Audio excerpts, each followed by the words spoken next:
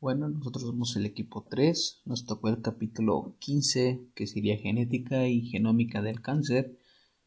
Mi equipo está conformado por mi compañera Keren Soar Larisa Quiero Saldaña, Julisa Alexandra Dávila González, Eric Rivas Pelagio, Luis David Vela Rivera y yo, José Luis Chávez Juárez.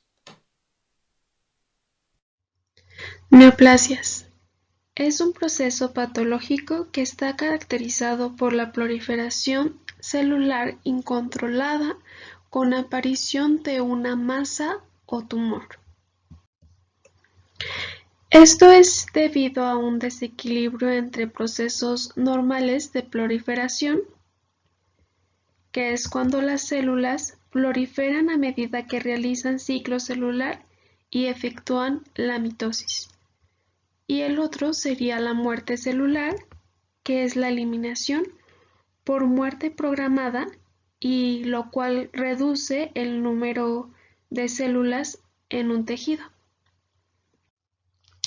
Para que un tumor sea un cáncer, debe ser también maligno, lo que significa que su crecimiento ya no está controlado y que invade tejidos adyacentes, metastasizando hacia zonas alejadas.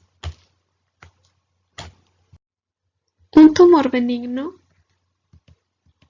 son tumores que no se infiltran ni metastatizan, pero esto no quiere decir que pueda tener consecuencias graves. Aquí en esta imagen hay una representación de un tumor benigno y un tumor maligno. El tumor benigno queda encapsulado mientras que el tumor maligno prolifera hacia zonas alejadas. Hay tres formas principales de cáncer. La primera sería el sarcoma, en los que los tumores se originan a partir de tejido mesenquimatoso, como lo es el hueso, músculo, así como tejido del sistema nervioso. Lo que le seguiría serían los carcinomas. Se originan en tejido epitelial, como lo son células que revisten intestino, bronquios o conductos mamarios. Luego vendrían los tumores malignos hematopoyéticos y linfoides. Como lo es un ejemplo de ello es la leucemia y linfoma, que afectan la médula ósea, el sistema linfático y la sangre periférica. Estas tres principales formas de cáncer, como lo son los sarcomas, carcinomas, tumores malignos hematopoyéticos y linfoides, se clasifican de acuerdo a su localización, tipo tisular, aspecto histológico, grado de malignidad, mutaciones genéticas y anomalías de la expresión génica. El tema que me tocó exponer es bases genéticas del cáncer, mutaciones génicas conductoras y introducción. A lo largo de los años se han ido creando nuevas tecnologías de secuenciación del RNA, lo cual nos ha ayudado a comprender sobre el origen de los cánceres. Con la ayuda de estas tecnologías, los investigadores han realizado muchas pruebas de un poco más de unas 30 muestras de cáncer y con ello están elaborando el llamado Atlas Genómico del Cáncer. Ahora, ¿qué es el Atlas Genómico del Cáncer? Este es un catálogo público de mutaciones, modificaciones epigenéticas y perfiles de expresión génica anormales que se encuentran en muchos cánceres. El número de mutaciones presentes en un tumor puede variar de unas cuantas a varias miles.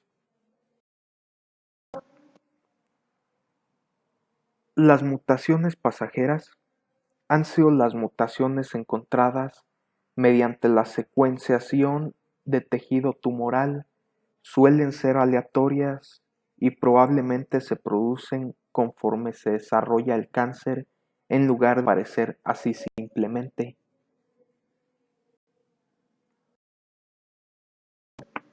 Por otro lado, están los genes conductores, que se ha observado repetidamente en muchas muestras del mismo tipo de cáncer, incluso en otros tipos diferentes, que hay un subgrupo de unos cientos de genes que están mutados y se cree que estos genes están implicados en el desarrollo del propio cáncer. Estos genes conductores son aquellos que albergan también a las mutaciones génicas conductoras.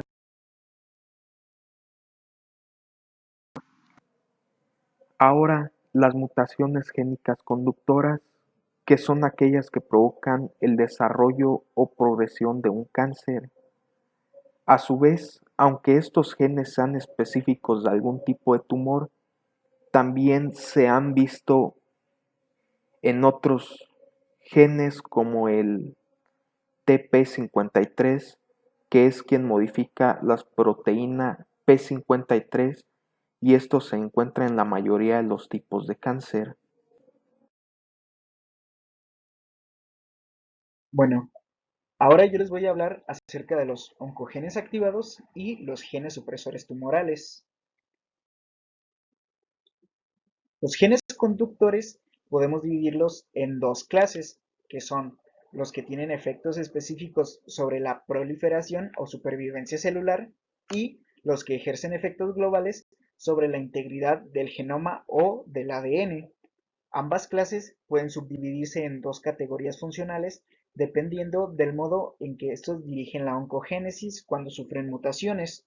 Y estas dos categorías funcionales que tenemos son los protooncogenes y los genes supresores tumorales.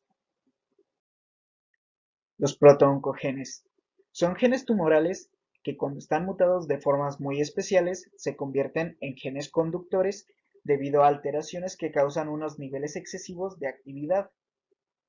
Cuando estos protooncogenes presentan estos tipos de mutaciones, los genes conductores de este tipo se les denomina oncogenes activados y una simple mutación en un alelo puede ser suficiente para que se produzca la activación.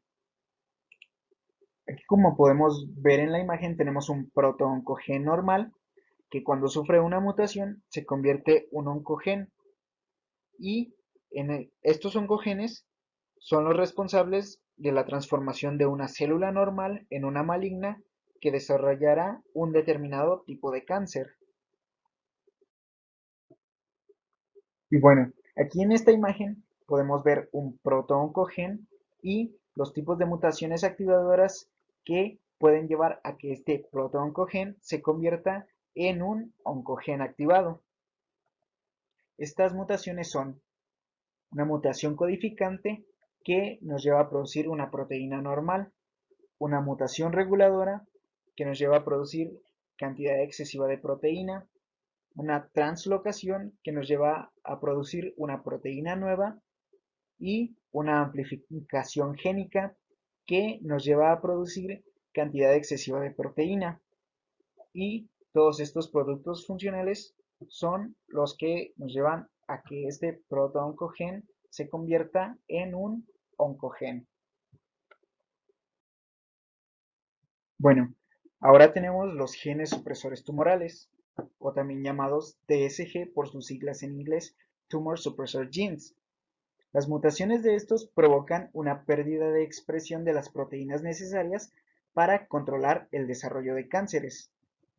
Para dirigir la oncogénesis, la pérdida de la función de un gen supresor tumoral suele requerir la mutación de ambos alelos.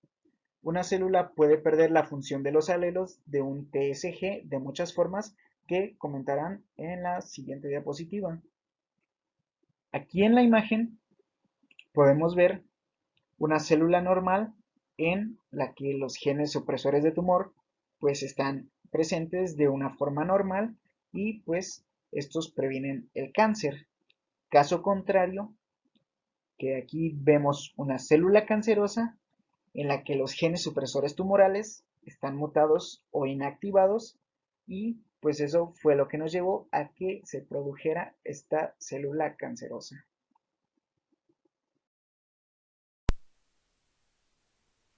Y ahora en esta pequeña tabla les mencionaremos algunos mecanismos de pérdida de función de los alelos en un gen supresor tumoral.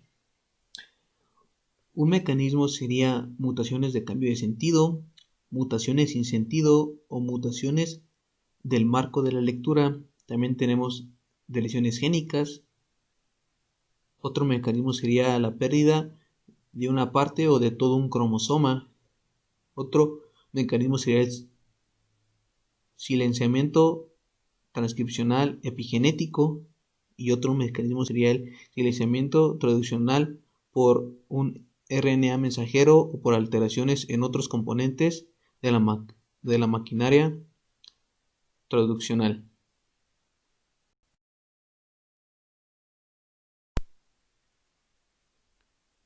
Y como siguiente tema les presentaremos la teoría de los dos eventos de la inactivación de los genes supresores del cáncer.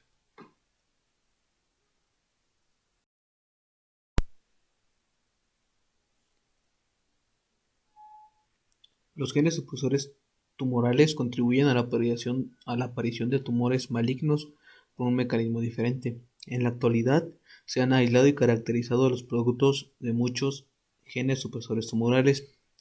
Aquí en la tabla tenemos algunos. Por ejemplo, tenemos al RB1 que nos da un producto genético que es el P110 y este nos ayuda a la regulación del ciclo celular.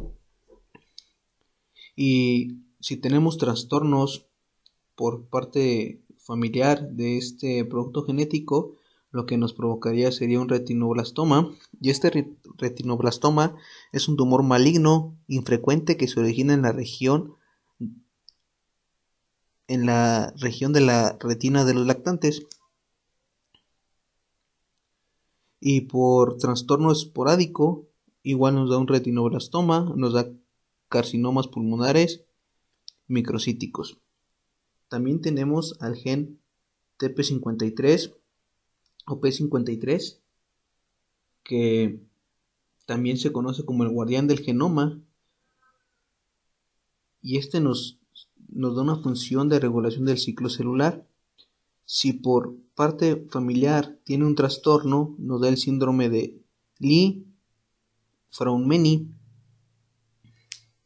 que este síndrome es una afección que hace que una persona tenga probabilidades de desarrollar uno o más tipos de cáncer en las siguientes áreas del cuerpo, como lo sería el cerebro, senos, huesos, sangre, glándulas suprarrenales, músculos y tejidos conectivos. Y si tenemos un trastorno esporádico, nos podría provocar cáncer de pulmón, cáncer de mama y muchos otros. También tenemos al gen APC, que tiene una función de múltiples papeles en la regulación de la proliferación y adhesión celular. Y si tenemos un trastorno por parte familiar, nos da una piloposis adenomatosa familiar. Y esto lo que nos da es que se caracteriza por la presencia de pólipos en el colon, y nos preguntaremos ¿qué es un pólipo? Un pólipo es el crecimiento de tejido anormal en una membrana mucosa. Y en un trastorno esporádico nos daría cáncer colorectal. También tenemos al gen VHL, que forma parte de un complejo de destrucción citoplasmático con APC que normalmente inhibe la inducción del crecimiento de los vasos sanguíneos en presencia de oxígeno. También tenemos a los genes BRCA1 y BRCA2, y estos genes cumplen una función de reaparición cromosómica en respuesta de rupturas del ADN. Y si tenemos un trastorno en parte familiar, los que nos podría provocar sería cáncer de mama y de ovario, y esporádico sería igual cáncer de mama y cáncer de ovario. También tenemos a los genes MLH1 y MSH2,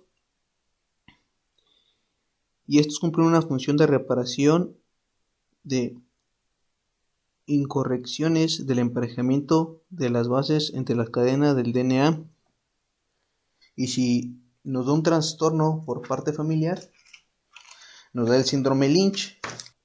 Y este síndrome es un trastorno hereditario que aumenta el riesgo de tener cáncer en el colon y cáncer endométrico y otros tipos de cáncer. Y por trastorno esporádico nos da cáncer colorectal. La existencia de mutaciones en los TCG causantes de cáncer fue propuesta hace unas 5 décadas para poder explicar el hecho de que algunos tumores pueden aparecer en formas tanto hereditarias como esporádicas. Así, esta técnica permitía que si los futuros padres tenían alguna mutación genética en común, con la información podían minimizar el riesgo de que el futuro hijo o hija heredara alguna enfermedad grave. Se propuso que la forma hereditaria del cáncer infantil, retinoblastoma, se podía iniciar cuando una célula de un paciente heterocigoto para una mutación en las células germinales en el TCG del retinoblastoma sufre un segundo evento somático que inactiva el otro alelo del gen del retinoblastoma. A consecuencia de este segundo evento somático, la célula pierde la función de ambos alelos, lo que va a originar un tumor. Asimismo, este modelo denominado de los dos eventos es aceptado ampliamente en la actualidad como una explicación de numerosos cánceres hereditarios, además del retinoblastoma, como la poliposis colonial familiar, el cáncer de mama familiar, la neurofibromatosis tipo 1, el síndrome de Lynch y el síndrome de Lee-Froman. En esta imagen se puede ver la comparación de las formas mendeliana y esporádicas de tumores malignos como el retinoblastoma y la poliposis familiar del colon.